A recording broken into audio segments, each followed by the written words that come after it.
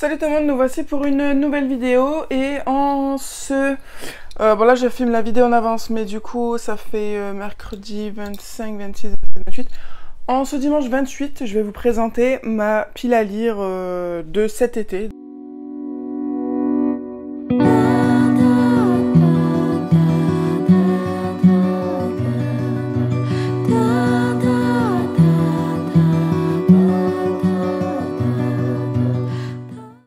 Juillet et août, exhaustive, parce qu'il y en aura certainement d'autres qui vont s'y ajouter, mais disons que ceux-là, j'aimerais beaucoup les enlever de ma palle cet été, qu'ils soient lus ou triés, hein, ou abandonnés, ou autres, voilà, mais c'est ceux que j'ai envie de découvrir cet été. Comme je dis, du coup, il y en aura d'autres qui vont se rajouter parce qu'il va y avoir des commandes, les commandes d'août, il va y avoir aussi les commandes de juillet, plus peut-être les achats sur Vinted et autres. Donc voilà, ça sera un petit peu au feeling. Mais eux seront les principaux et puis après, on avisera. J'ai décidé de ne pas faire de challenge cet été. À la base, je devais en faire un et puis après, j'ai abandonné le projet parce que, en fait, je crois que j'ai trop fait de challenge, je me suis trop mis à faire un challenge par mois, du coup ça m'allait plus. Du coup là cet été je fais une pause et puis je reviendrai à faire le Pumpkin Autumn Challenge au mois de septembre parce que ça j'adore le faire, c'est vraiment très particulier comme challenge. Mais voilà, du coup là pour cet été c'est vraiment pile à lire libre et puis pas d'ordre précis, ça sera selon mes envies, mes goûts, mon mood, etc. Donc en tout, nous en avons 4, 6, 8, 10, 12, 14, 16, 18, 20, 22, 24, 26, 28, 30, 32, 34, 35. 35, si je rajoute certaines sorties que j'attends très très fortement en juillet, on peut facilement rajouter 40. 3 autres livres aussi que je compte prendre en précommande, enfin que je compte commander au mois de juillet. Alors on va taper au plus gros sur une pile à lire de 60. Je vous mettrai quand même les couvertures de ceux que je n'ai pas à vous présenter là maintenant, mais que je sais que je rajouterai à ma pile à lire de cet été. Donc voilà, on part sur 60 livres pour ces 2 mois d'été, ce qui fait une trentaine de livres par mois, ce qui n'est pas inenvisageable, vu que même dans les petits mois comme au mois de juin où j'avais pas beaucoup de temps comparé aux autres mois, j'en suis à 37 livres. Donc en vrai ça va, 30, je m'excite pas trop quoi. Donc on va commencer, alors il y a celui-là qui est là, mais celui-là je vais le lire entre demain et vendredi, donc lui il sera lu en juin, donc ce sera pas pour cet été. Après, samedi, dimanche, vendredi, samedi, dimanche on part au camping, donc je pense pas que j'aurai le temps de lire. Et donc du coup voilà, ça commencera à partir du lundi 30 quoi. Donc on va commencer, alors franchement il y a vraiment de tout. Il y a de la jeunesse, du young adulte, de la dark fantasy, avec du spicy sans spicy. On a du thriller, on a de l'horreur, donc voilà, franchement j'aime beaucoup, il y a vraiment un peu tout ce que j'aime. Donc on va commencer de suite avec le premier qui est le premier tome des Héritières de l'Olympe. J'ai acheté la trilogie d'occasion sur Vinted. On est sur un petit roman jeunesse avec 3 jeunes filles qui vont découvrir qu'elles partagent un secret. Elles ont chacune hérité un pouvoir de l'Olympe. Donc voilà, moi qui aime beaucoup la mythologie grecque, eh ben je sens que ça va bien me plaire.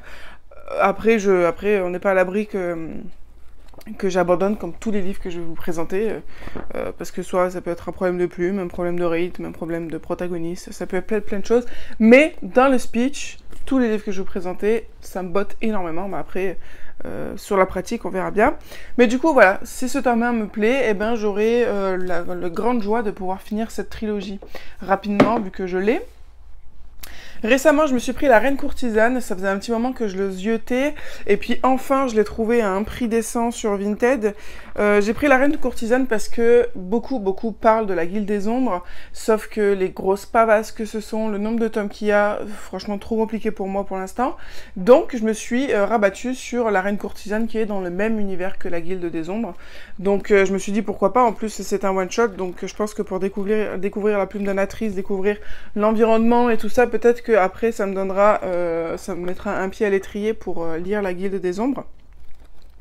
Mais voilà, en tout cas, j'aime bien. Et je me suis découvert aussi un petit changement dans mes goûts littéraires, c'est que maintenant, j'aime bien quand dans mes romans, il y a du spicy, ou du moins quand la tension est assouvie, on va dire, parce que j'ai vraiment maintenant un peu de mal avec les young adultes où on est beaucoup dans la frustration, nous au niveau de notre lecture, parce que voilà, on a été en slow burn tout du long, et puis au final, on n'a pas cette apothéose qu'on attend, et puis la frustration des personnages aussi, on se dit, mais mon Dieu, allez, vas-y, embrasse-le, ou fais quelque chose. Et du coup, je pense que je vais plus en plus me diriger vers des trucs adultes parce que j'aime pas forcément juste le smut, mais j'aime bien quand c'est bien écrit et que les personnages vont au bout de leur tension et que vraiment ça révèle quelque chose d'eux, en fait, ça les change, ça les enfin voilà, quand il y a vraiment quelque chose d'important avec ces scènes spicy, je trouve que c'est bien et que c'est abouti. Donc voilà, et c'est vrai que plusieurs fois dans mes lectures, il y en aura quelques-uns où il y aura du spicy. Et après, à voir comment c'est écrit, ça, il faut que je les lise pour savoir si ça sera bien écrit ou non. Ensuite, dans ma conquête de Joseph Delaney, j'ai le tome 2 de La Malédiction de l'apprenti épouvanteur. Donc ça, c'est le tome 2, La Malédiction de l'épouvanteur. Celui-ci, je vais le lire dans les premiers parce que il y a le tome 2 en BD de l'apprenti épouvanteur qui est sorti et que je vais bientôt recevoir. Donc j'aimerais beaucoup lire le roman avant de lire la BD. Donc voilà, lui je pense que je vais le lire dans les premiers de juillet, quoi. Ensuite, donc je vais quand même continuer à lire du young adulte parce que j'aime bien, mais voilà, il y aura un peu plus d'adultes dans mes lectures. Du coup, j'ai mis aussi dans ma palle Le tombeau de nos proies de D.L. Tyler. Donc là, on est sur un Enemies to Lovers, je crois, oui, avec une conquête de trône. Voilà, ça m'a l'air pas mal. En plus, c'est un roman assez court. Il fait 360 pages, rare pour des romantaisies comme ça, mais voilà, ça m'a l'air plutôt pas mal. Le speech a l'air bien. Après, ce qui me fait un peu peur, c'est qu'il y a quasi aucun texte. Donc je sais pas comment ça va être à l'intérieur. S'il y a beaucoup de descriptions ou beaucoup de pensées ou autre, je sais pas du tout. On verra bien comment c'est. Ensuite, un livre que je voulais découvrir depuis très très longtemps, c'est Red Queen de Victoria Aveyard. C'est vraiment très très vieux comme édition parce que c'était encore chez les éditions du Masque. Il date de 2015, voilà, ça fait 10 ans. Mais voilà, j'avais très envie de découvrir cette série. C'est une histoire aussi de royaume, avec voilà, une jeune fille qui a des pouvoirs et qui va rencontrer un prince avec d'autres pouvoirs, et puis elle va être emprisonnée dans le prison de ce prince. Et puis elle va essayer, voilà, de faire une révolte au sein de ce royaume. C'est une quadrologie, je crois, il y a 4 tomes. Mais bon, déjà le premier tome, on va voir ce que ça donne. Mais elle a toujours été bien notée, donc on va voir. Ensuite, niveau jeunesse, j'aimerais essayer Braveland. Après avoir essayé La Guerre des Clans de la même autrice Erin Hunter, j'avais envie d'essayer Braveland parce que La Guerre des Clans, ça m'avait pas tant plu que ça. Donc Braveland, peut-être que ça me plaira un peu plus vu que c'est avec des animaux sauvages. Je sais pas. À voir, on va voir ce que ça donne là aussi. C'est pas une série longue comme La Guerre des Clans. Ce sont des romans assez courts, 360 pages. Voilà, à voir, c'est juste un test.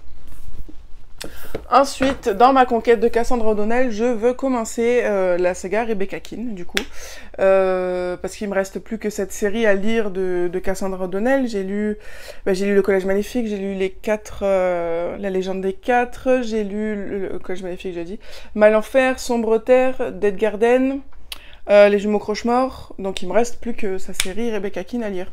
Donc là, j'ai le tome 1 et 2 dans ma palle, donc on va commencer tout doux avec le premier tome, et puis si ça me plaît bien, je pourrais lire le tome 2 dans l'été, et si ça me plaît encore plus, il faudra que je m'achète la suite.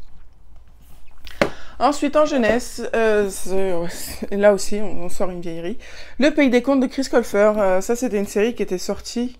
J'étais au lycée ou au collège, non, 2012, j'étais au collège. 2013 pour la française, donc ça fait 12 ans. Et en fait, cette série, quand j'étais au collège, elle faisait vraiment énormément de bruit, tout le monde le lisait, c'était vraiment une énorme sortie, enfin vraiment, c'était vraiment un truc énorme. Et puis, j'avais lu une réécriture de contes et je me suis dit, j'aimerais bien en lire d'autres, voir comment j'apprécie ça. Et du coup, quoi de mieux que le Pays des Contes pour des réécritures de contes. Ensuite, on m'avait conseillé Les Noces d'ombre et de fumée pour une romantésie un petit peu spicy apparemment. Donc c'est de l'auto-édition, c'est de Olivia Gomet. Donc voilà, on va voir là aussi. La magie immortelle pour les femmes, seuls certains hommes en naissent dotés. Pyria est une recluse, elle appartient à une sororité affranchie des lois patriarcales. Il va y avoir des choses avec la dynastie qui va faire un petit peu la chasse à ces femmes. Et donc du coup, voilà, ça va être une histoire pareille de royaume, de magie, de conquête, tout ce que j'aime bien, et de petites romances. Voilà, à voir ce que ça va donner. Là aussi, c'est un one-shot, donc très très bien les one-shots. Ensuite, là, je me lance dans une duologie que j'ai intégralement dans ma palle, c'est Rule. J'ai le tome 2 Rise aussi, donc il faudrait que je commence le tome 1. Là, j'aime beaucoup parce que du coup, c'est une guerre de trône entre 3 sœurs qui ne se connaissent pas vraiment. Et du coup, voilà, on va suivre le point de vue de ces 3 sœurs pour savoir qui des 3 va avoir le trône, tout simplement. En 2 tomes, j'aime beaucoup. Donc voilà, ça aussi, je pense que ça va pas mal me plaire. Pour le coup, là, il y a pas mal de dialogues et tout, donc je pense que ça va pas mal bouger. On verra bien ce que ça donne, mais si ça me plaît, je suis très contente, je pourrais embrayer avec le 2. Total découverte jeunesse, je sais qu'il y a un tome 2 qui est sorti là il y a un petit moment maintenant, mais enfin un petit moment, il y a 4 mois je crois. Les gardiens de Fidem, donc là c'est chez les éditions MAM. Les éditions MAM j'avais beaucoup aimé pour les enfants de la Balme. Donc j'avais envie de découvrir le côté un petit peu plus fantastique de cette maison d'édition. Donc voilà, à voir, c'est une fantaisie maritime parce que on va plonger vraiment dans l'océan. Voilà, avec une jeune fille Lise qui va se rendre compte qu'elle est capable de respirer sous l'eau.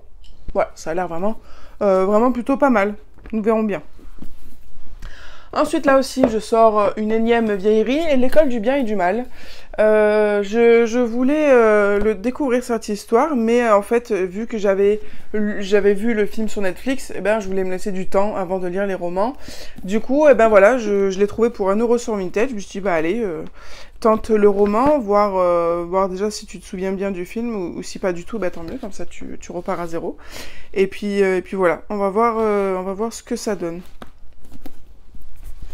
Ensuite, celui-là, je voulais le lire depuis un petit moment, et surtout parce qu'il est dans ma palle depuis novembre 2024. C'est l'un de mes derniers achats de 2024, c'est L'Empire des Ouragans, de Alexiane Delis. Donc il y a eu un tome 2, il me semble. Voilà, j'avais même eu les marque-pages et une petite carte au salon. Et donc là, ça va être un monde de guerre, de haine, une union qui pourrait changer le cours des choses. Voilà, une héritière qui n'a pas de pouvoir et elle va être promise à l'empereur des sans-âmes. Et du coup, on va voir si entre cette jeune fille et l'empereur, les liens vont se créer ou pas du tout, si une paix va pouvoir être trouvée à travers ce mariage. Nous verrons bien. Ensuite, plus récemment, j'ai reçu Oliver et les héros du livre perdu. Ça, c'était un petit achat jeunesse que je m'étais acheté parce que ça me disait pas mal. En plus, c'est chez Bayard Jeunesse, c'est bien parce qu'ils ont l'air costauds, mais à l'intérieur, c'est écrit quand même assez gros, donc au final, ça se dévore assez vite. Là, du coup, on se trouve dans un univers vraiment rempli de livres, parce que Oliver vole des livres à la bibliothèque jusqu'à un moment où il va reporter un livre chez lui, et puis quelqu'un va le kidnapper parce qu'il a volé ce bouquin-là, et donc du coup, il va être aspiré dans le roman dans lequel il va être aspiré dans le roman qu'il a volé pour survivre à ces kidnappeurs. Donc voilà, ça me plaît plutôt bien. On verra bien ce que ça donne. Ensuite, un gros bébé aussi que j'avais très envie de découvrir. Il s'agit de House of Marion de JL. Donc là aussi, on est sur une romantaisie. Je crois que c'est la souris Dominion, il me semble. Je sais, non, je confonds. Mais je sais qu'il y a d'autres tomes. Donc là, c'est quand même un gros bébé. On est sur du 500 pages du coup. Voilà, donc je sais pas quand est-ce que ça va être lu, mais en tout cas il est vraiment très très beau.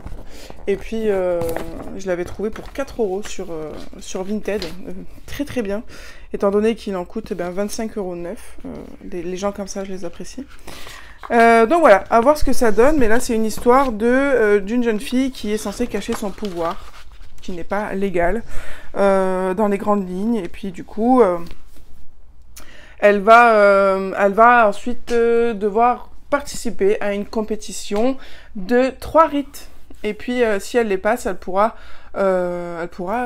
accéder au trône. Voilà, tout en ayant cette magie interdite. Ensuite, Deep in Darkness de Anatrice. Donc là, à voir du coup, si je commence la reine courtisane, et que la plume me plaît, il y a de grandes chances que celui-là me plaise. Mais du coup, voilà, j'aurai 2 romans de Anatrice cet été. Et puis nous verrons bien si ça me plaît ou pas. Mais là, du coup, je m'envoie dans une trilogie. C'est une romantaisie dark. Je l'avais vu sur une chaîne qui avait de très très bons avis sur ce bouquin, mais qui après a abandonné parce qu'il y avait trop de smut. Donc moi, pour l'instant, c'est pas quelque chose qui me dérange, donc je pense pas abandonner s'il y a beaucoup de smut, mais après à voir si c'est ennuyant, si ça sert à quelque chose, ou si après il y a vraiment que ça quoi. Ok, donc là, ouais, là je viens d'ouvrir une page.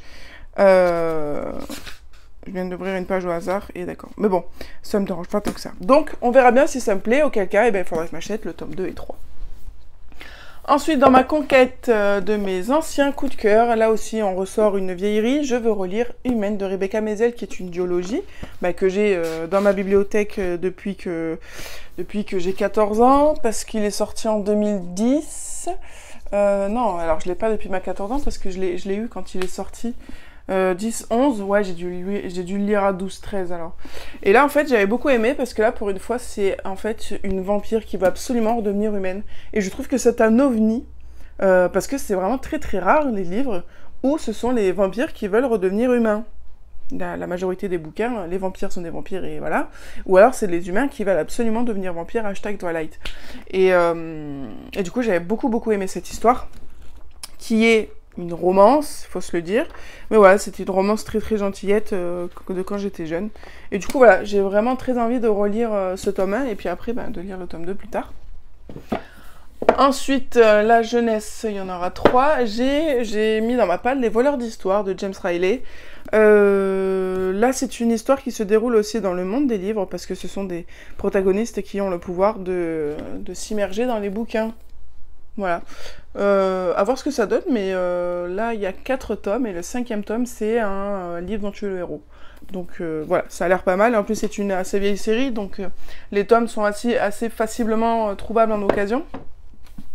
Ensuite, parce qu'il me faut toujours mes petits dragons, La ferme aux dragons de Ted Williams et Deborah Dill. Je crois que c'est une duologie ou trilogie, je sais qu'on a le tome 2 dans une des bibliothèques que je fréquente, donc je serais pas obligée de l'acheter, mais si c'est un coup de cœur, j'achèterai le tome 2, si c'était bien, mais que voilà, je sais pas trop si ça me plaira, je l'emprunterai. On est avec un frère et une sœur qui vont aller en vacances chez leur oncle, et puis ils vont se rendre compte que la ferme qu'ils dirigent n'est pas habitée par des cochons, des agneaux, des vaches, et que sais-je, mais bien de dragons et d'autres créatures fantastiques, donc ça c'est vraiment dans ma came. Ensuite, je me suis acheté sur un coup de tête les 6 tomes de Magic de Angie Sage, sauf qu'en fait le 7e tome ne sortira jamais. Donc, en fait, je sais pas ce que je vais faire avec cette série, parce que si je lis les 5 tomes et que je n'aurai jamais... Enfin, si je lis les 6 tomes et que je n'aurai jamais le 7e, je n'aurai jamais le fin mot de l'histoire, donc je sais pas du tout. Donc c'est pour ça que je me suis dit, écoute, cet été tu lis le tome 1, tu vois, si t'accroches pas et que tu te rebelles pas 6 livres que tu ne liras jamais dans ta palle pendant des années et des années. Donc voilà, je vais lire le premier tome cet été pour un petit peu flairer le terrain et puis après je saurai ce que je fais de cette série ensuite. Hop, du coup, eh bien, je me suis mis le tome 2 de Rebecca Keane, dans le cas où le tome 1 me plaît et tout ça, mais je pense que ça me plaira, parce que j'ai lu Leonora King, enfin j'ai lu Dead Garden, j'ai lu la plume de Cassandra O'Donnell, donc normalement ça devrait me plaire, du coup je me suis mis d'office le tome 2, mais voilà, c'est sous réserve du tome 1. Je me suis mis Psylance de Jean-Marc Desnos parce que j'ai envie de continuer ces enquêtes paranormales avec notre nouvelle détective qui est Megan Grifford. Le premier c'était Brosselia et donc Psylance c'est sa deuxième enquête paranormale à elle. Donc voilà, j'ai vraiment très très hâte. Et puis il y a certainement un livre qui va se rajouter au mois d'août qui est Alan, qui est la nouvelle sortie de Jean-Marc Desnos que je vous mets là, qui sort au mois d'août.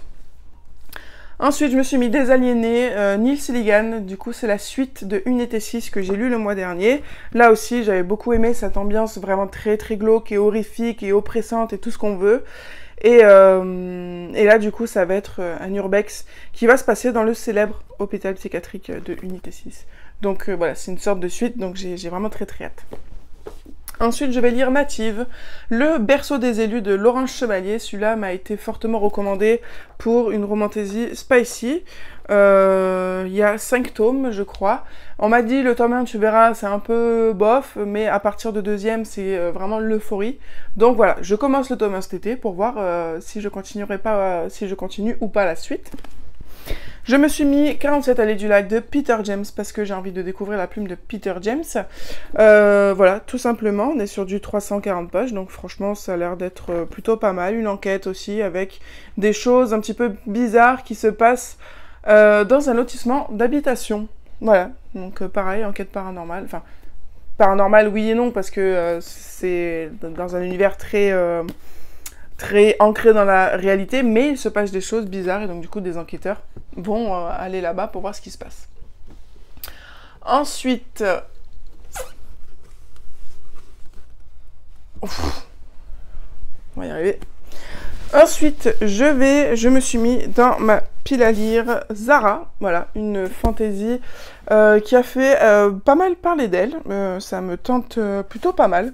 C'est un petit pavé aussi, on va voir 2 jeunes qui sont dans des royaumes où la magie est bannie de mort, enfin est bannie et punie de mort pour ceux qui la pratiquent. Zara a toujours dissimulé ses pouvoirs, et puis va y avoir des magiciens qui sont possédés par des démons qui vont commencer à attaquer ce royaume, et du coup, elle va devoir s'allier avec l'héritier royal. Et ils vont essayer, ben voilà, tous deux de ramener la paix dans leur royaume. Un petit peu grosso modo. Ensuite, je voulais me lancer dans le pacte avec le roi elfe, qui a fait énormément parler de lui aussi, et du coup, j'avais complètement évité de le lire pendant toute cette grosse hype, et de laisser un petit peu les choses se calmer. Et maintenant que c'est chose faite, je me suis dit, voilà, allez, les dispos d'occasion, il fait 450 pages, donc ça va. Donc on va voir ce que ça donne, si ça me plaît, si c'est à la hauteur de ce qu'on en dit ou pas du tout. Ensuite, Guild, la saga d'Oren, le premier tome. Là aussi, on est sur de la romantaisie qui a fait énormément parler d'elle. Donc là, au niveau du résumé, je sais que c'est du coup la revisite du roi Midas, que je connais pas du tout. Je connais pas du tout les mythes du roi Midas, donc pour moi, ça va être une complète découverte. On va suivre du coup Oren qui a été sauvée par le roi Midas, qui a été recueillie, sauf qu'elle est un petit peu dans une cage dorée, une prison dorée. Et puis, il va y avoir une guerre qui va menacer le royaume, et Midas va passer un accord avec Oren, mais à ses dépens. Et du coup, voilà, il va y avoir pas mal de choses qui vont être révélées au niveau de leur lien tous les deux, au niveau peut-être, je pense, du passé de Midas, de ce qu'il projette réellement pour Oren. Voilà, à voir. Ensuite, c'est ça, Dominion. J'ai le premier tome donc de Dominion, c'est ça. L'ombre de la couronne de Abigail Owen. Voilà. On m'avait dit aussi que c'était une très bonne romantaisie, mais un petit peu plus young adulte que adulte. C'est pour ça que dans la majorité des cas, il n'avait pas été super bien noté et aimé. Mais voilà, pour l'instant, moi, je pense que ça va m'aller. On verra bien par contre si c'est ennuyant ou si c'est entraînant ou autre. Mais voilà, moi dans le speech, ça m'a l'air plutôt pas mal. C'est une jumelle cachée, la jumelle cachée de la future reine, et elle a qu'un seul but, c'est de sacrifier sa vie pour sa sœur si la mort vient s'abattre sur elle. Et donc du coup, il y a un roi qui a demandé la main de sa sœur, sauf au moment où elle va se faire passer pour sa sœur, elle va se faire enlever, donc elle va se retrouver au milieu d'intrigues politiques, et voilà, on va voir comment elle va se dépêtrer de tout ça. Et il va y avoir, voilà, une espèce de spectre-ombre qui l'a kidnappée. Peut-être qu'elle va tomber sous son charme ou pas, nous verrons bien. Ensuite, j'ai envie de relire Promise, aussi, un coup de cœur qui date de très longtemps. Aussi, je sais que j'avais énormément aimé, ça date de 2011. En fait, c'était une série, j'ai lu le tome 1, c'est sûr, le tome 2, j'ai un doute, le tome 3, je sais que je l'ai jamais lu. Donc, si ça se passe bien, j'aimerais beaucoup finir cette trilogie. Mais pour ça, il faut que je retombe amoureuse de ce tome 1, voir si c'est toujours un coup de cœur ou pas. Ensuite, jeunesse, j'ai envie de lire Jack Griffon. C'est le tome 2 que j'ai pris au lieu du tome 1, donc je vais aller prendre le tome 1. Là, on est sur une fantaisie pure et dure, Jack Griffon, avec des créatures fantastiques. Il me semble, le tome 1, c'était marqué que c'est ses parents qui vont être enlevés, et du coup, il va se lancer à leur poursuite, et c'est à ce moment-là qu'il va se rendre compte qu'il y a tout un monde caché avec des créatures fantastiques, des sociétés secrètes, etc. Un peu le pitch de base de fantasy jeunesse. Mais voilà, je me suis dit, allez, je vais lui laisser sa chance. Et puis, moi j'aime beaucoup, avec les créatures fantastiques et tout, j'aime énormément. C'est en 2 tomes, donc voilà, ça se lira très très vite, si ça s'avère une bonne lecture. Ensuite, petite jeunesse aussi, Marabelle et l'épouvantable souhait, c'est une duologie aussi. J'ai le 2e tome dans ma palle, et là j'ai encore pris le 2e tome, c'est fou. Le 1er tome c'est Marabelle et le souhait, il me semble, le livre du souhait. Non, c'est pas lui, je sais plus, mais ça c'est le tome 2, c'est pas le tome 1. Bon, du coup voilà, c'est le tome 1, on est sur une petite histoire de magicienne sur du 220 pages, avec des vœux, de la magie, dans un environnement un petit peu moyenâgeux avec des dragons, voilà, ça m'a l'air plutôt pas mal. Ah, le 1er tome, c'est le livre du destin.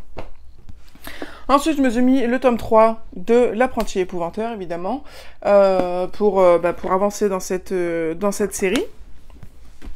Je me suis mis Witch and God, parce que du coup, je voulais découvrir aussi cette romantaisie. Là, il n'y a pas de petite flamme ou quoi pour montrer un petit peu le spicy, mais bon, j'aime beaucoup, je pense que je vais bien aimer parce que c'est autour de la mythologie grecque aussi, et là je viens de voir qu'il y a un organigramme qui est plutôt pas mal pour résumer un petit peu les affinités entre chacun des dieux. Voilà, ça a l'air plutôt pas mal, ça va être Ella qui est une jeune sorcière sans don, et il va y avoir une fête dans sa communauté de sorcières. Et pour sceller la paix entre les sorcières et les dieux, ils organisent un mariage entre un représentant de chaque communauté, entre un dieu et une sorcière. Et puis, en fait, le dieu va la choisir elle, au lieu de sa sœur, alors qu'elle est sans pouvoir. Donc, on va voir un petit peu qu'est-ce qui a motivé ce dieu de la prendre elle comme épouse et pas une autre. Voilà, donc une romantaisie. Et ensuite, comment se débarrasser d'un vampire amoureux de Bess Fantesca. Là aussi, c'est une duologie que j'ai lue quand j'étais jeune et que j'aimerais relire. C'était vraiment ma première réelle histoire d'amour qui m'a fait vraiment palpiter. Et ça date de 2012. Voilà, 2012. Ça fait 13 ans. 13 ans, j'en avais 14, donc voilà, ça faisait vraiment partie avec Promise, avec Humaine, de mes premières romances fantastiques, et du coup, j'ai vraiment super hâte de retourner là-dedans, où là, ça va être une jeune fille qui va être un petit peu stalkée par un vampire, et du coup, c'est pour ça que comment sauver un vampire amoureux, et après, le 2e tome, c'est comment se débarrasser d'un vampire amoureux. Voilà, ça a l'air plutôt pas mal. Je vous ai pris que des tomes 2, ça c'est... Oui, mais oui, comment sauver un vampire amoureux, c'est le tome 2, le 1er tome, c'est comment se débarrasser d'un vampire amoureux, justement parce qu'il la stalk, et du coup elle sait pas si elle l'aime, si elle l'aime pas, mais en tout cas le monsieur est un petit peu trop présent pour elle, etc. Et donc le titre est parfaitement approprié. Donc voilà, pour les livres présents que j'ai à vous présenter. Ensuite, pour les livres que je n'ai pas sur moi, mais que j'aimerais lire cet été, il y a L'école secrète des dragons, le tome 6, qui sort le 3 juillet, donc ben, a fortiori, je le lirai en juillet. Donc, il y aura celui-ci.